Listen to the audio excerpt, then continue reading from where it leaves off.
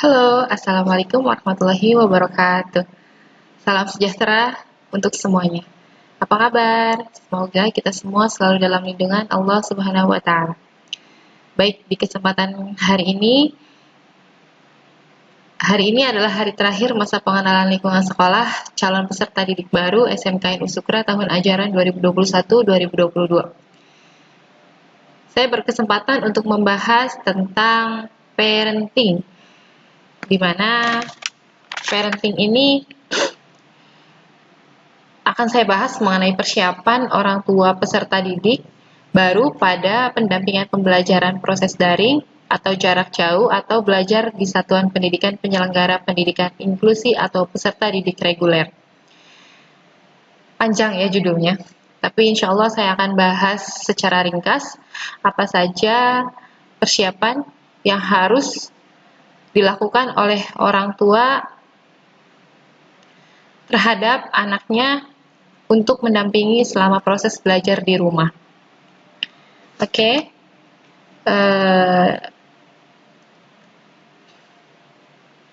Saya bacakan terlebih dahulu ya. Pembelajaran daring adalah sistem belajar yang terbuka dan tersebar dengan menggunakan perangkat pedagogi atau alat bantu pendidikan yang memungkinkan melalui internet dan teknologi berbasis jaringan untuk memfasilitasi pembentukan proses belajar dan pengetahuan melalui aksi dan interaksi yang berarti. Bapak, Ibu, atau adik-adik yang sedang menyaksikan proses daring ini, seperti yang kita tahu bahwa kurang lebih hampir 2 tahun kita sudah melewati masa pandemi COVID-19 yang dimana dampaknya pendidikan pun harus dirumahkan atau belajar di rumah. Kemendikbud mengeluarkan kebijakan bahwasanya di masa pandemi COVID-19 ini kita harus mengutamakan kesehatan dan keselamatan baik untuk peserta didik, pendidik, tenaga pendidikan, ataupun masyarakat sekitar. Namun bukan berarti kita mengesampingkan atau bahkan mengabaikan pendidikan. Maka dari itu, satuan pendidikan atau sekolah harus tetap melakukan kegiatan belajar dengan cara belajar di rumah atau dalam jaringan atau online yang selama ini sudah kita lakukan. Peran orang tua selama pembelajaran online atau belajar dari rumah yaitu sebagai fasilitator dan pengganti guru. Pengganti di sini dalam artian bukan berarti semua pekerjaan guru harus ditangani oleh orang tua selama siswa di rumah. Di sini peran orang tua harus memfasilitasi apa saja keperluan dari siswa, apa saja yang diperlukan oleh siswa selama belajar dari rumah, mendampingi siswa selama belajar dari rumah, dan juga mengevaluasi apa hasil belajar dari siswa. Sehingga dari situ siswa tetap bisa belajar seperti sedang di sekolah. Guru pun harus memperhatikan dan memastikan kegiatan belajar mengajar tetap berjalan meskipun siswa berada di rumah. Jadi kita saling berkesinambungan, Bu. Adik-adik atau Bapak Ibu orang tua yang sedang menyaksikan, bahwasanya orang tua dan guru ini harus bekerja sama untuk tetap mendampingi, memantau siswa agar tetap bisa belajar dari rumah. Alat bantu yang harus dipersiapkan untuk melakukan kegiatan daring, yang pertama ada gadget. Gadget ini bisa berupa handphone, laptop, ataupun komputer. Apapun itu bisa digunakan selagi siswa itu mampu menggunakannya. Dalam artian nyaman, jika memang handphone lebih nyaman digunakan, handphone bisa, laptop atau komputer itu bisa digunakan. Yang kedua ada alat tulis seperti buku, pulpen, kalkulator, dan lain sebagainya. Yang ketiga, yang tidak kalah penting dia adalah materi pembelajaran. materi pembelajaran harus dipersiapkan saat proses daring, baik itu materi yang sebelumnya ataupun yang akan dilakukan. Hal ini wajib dipersiapkan agar pembelajaran lebih mudah dilakukan dan informasi atau tugas yang disampaikan dapat dipahami dengan baik. Nah, ini juga ada beberapa poin yang harus diperhatikan oleh orang tua selama anak belajar dari rumah. Yang pertama, pastikan setiap orang tua mengetahui jadwal belajar anaknya. Dengan mengetahui jadwal belajar anak, orang tua bisa sekaligus mengontrol atau mengingatkan kepada anak yang lupa jadwal untuk belajar. Jadi ketika anak-anak sedang asik bermain game atau bahkan di luar rumah, orang tua bisa mengingatkan bahwa sudah saatnya belajar. Itu poin yang pertama. Yang kedua, dalam pembelajaran daring, orang tua mendampingi atau membantu anak dalam menyelesaikan tugas sekolah. Minimal mendampingi atau kalau bisa ikut membantu anak dalam menyelesaikan tugas. Yang ketiga, evaluasi kegiatan belajar anak.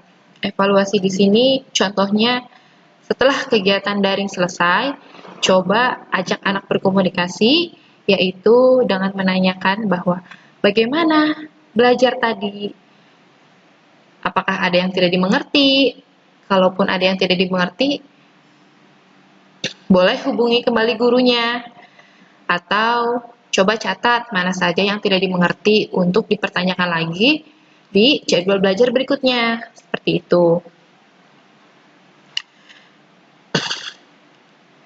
Nah, 3 poin tadi harus sangat diperhatikan oleh setiap orang tua agar anak-anak kita tidak merasa terbebani atau bahkan stres dengan kegiatan belajar dari rumah. Jadi, peran guru yang biasanya guru yang melakukan di sekolah harus dialihkan sementara kepada orang tua. Orang tua dan guru sejatinya sama-sama bertanggung jawab mendidik anak-anak agar menjadi pribadi yang berilmu, berakhlak, dan berbudi pekerti yang baik. Selama di rumah ataupun di sekolah, anak-anak sama-sama belajar, hanya berbeda tempatnya saja. Jadi saya yakin Bapak Ibu, orang tua wali akan merasa mudah untuk mengganti sementara tugas guru selama di sekolah. Dan Bapak, Ibu, atau adik-adik, saat ini media belajar sudah sangat banyak. Tidak hanya bisa melalui WA, saling sharing dokumen atau informasi melalui foto, video, segala macam. Saat ini kita bisa belajar melalui YouTube, aplikasi belajar online yang berbayar, bahkan dari media sosial pun kita bisa belajar. Asalkan saya harap tetap orang tua tetap memantau anak-anak dalam menggunakan handphone terutama. Jangan sampai untuk melakukan hal-hal yang negatif. Lanjut ya. Menurut Trisna Halidi, ada 9 manfaat belajar secara daring di tengah situasi pandemi seperti sekarang. Yang pertama, ada kapasitas belajar yang lebih banyak. Kapasitas belajar yang lebih banyak di sini artinya siswa ketika belajar di rumah itu bisa lebih mengatur waktunya sendiri. Ketika dia sudah merasa lelah, merasa capek, ketika belajar bisa istirahat sebentar, dan kemudian melanjutkan belajar lagi. Yang kedua, membantu menjaga perilaku disiplin. Membantu menjaga perilaku disiplin.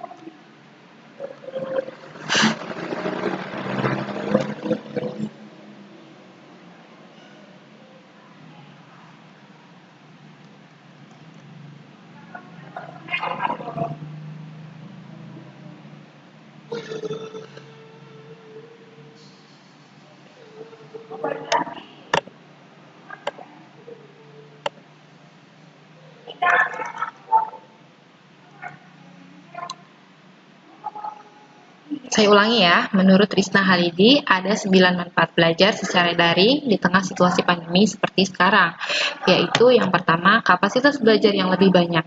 Di sini, siswa dapat terkendali pembelajarannya dengan adanya belajar secara daring, dapat bekerja dengan kecepatan siswa itu sendiri. Jadi, intinya siswa bisa mengatur waktu belajar itu dengan sendirinya.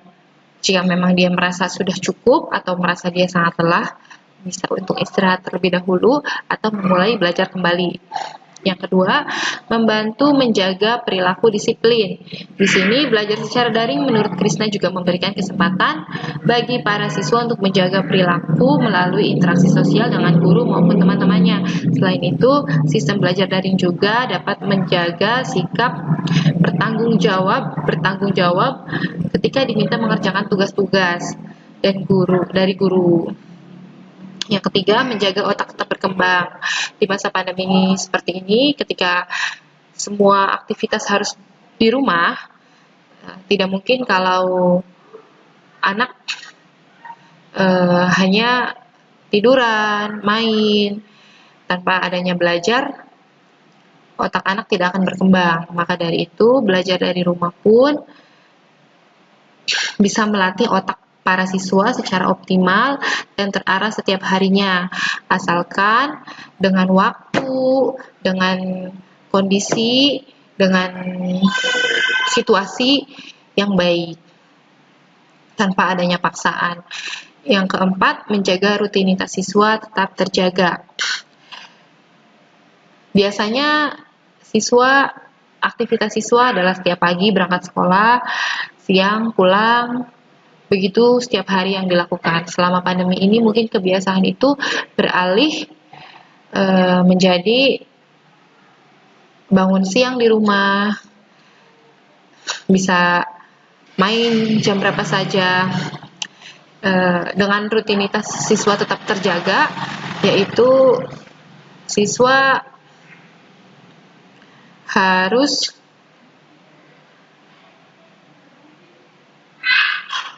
belajar daring hadir untuk membantu siswa tetap menjaga rutinitas tersebut. Jadi ketika ada jadwal belajar yang teratur, siswa tetap merasa memiliki tanggung jawab atau memiliki aktivitas wajib setiap harinya. Yang kelima, melatih kemampuan motorik dan koordinasi. Di sini belajar daring juga meningkatkan kemampuan motorik halus dan kasar pada siswa melalui aktivitas menulis dan permainan seperti berbagai macam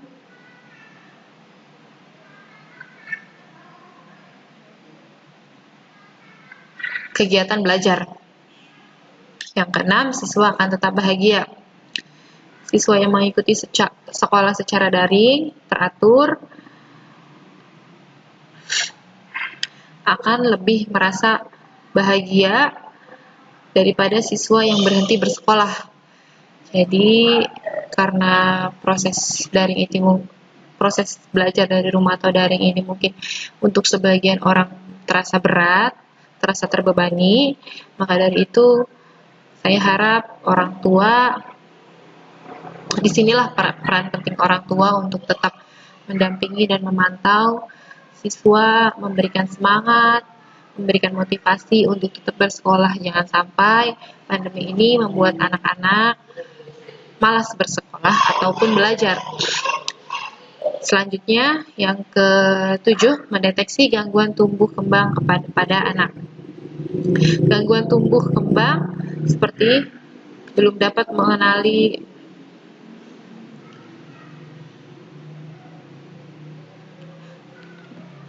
mendeteksi gangguan tumbuh kembang pada siswa. Itu dia, ini masih berkesinambungan dengan poin sebelumnya. Ketika anak memilih untuk berhenti bersekolah, kita sebagai orang tua memiliki kewajiban untuk mengarahkan bahwa pentingnya sekolah, pentingnya pendidikan untuk masa depan anak. Jadi ketika anak tidak memiliki pendidikan, secara sensor tubuh pun itu akan mengganggu tumbuh kembang pada anak, karena mereka tidak menyerap ilmu, informasi, dan lain sebagainya. Yang ke-8 adalah mengenali potensi.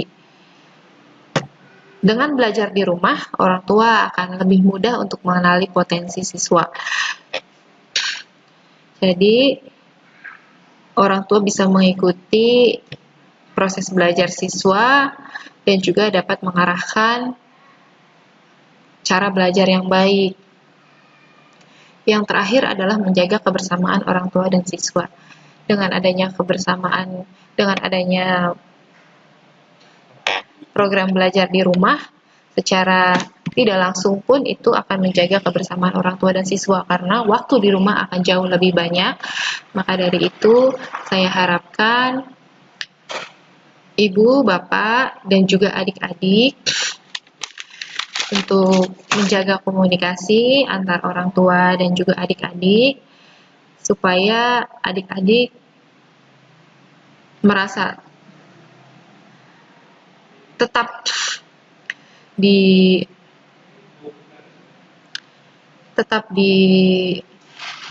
dijaga, tetap dilindungi, tetap diberikan semangat, tetap diberikan motivasi, agar semua materi pembelajaran bisa ditangkap dengan baik, semangat belajarnya ada, dan proses belajar dari rumah ini tetap bisa sama halnya dengan kita belajar di sekolah.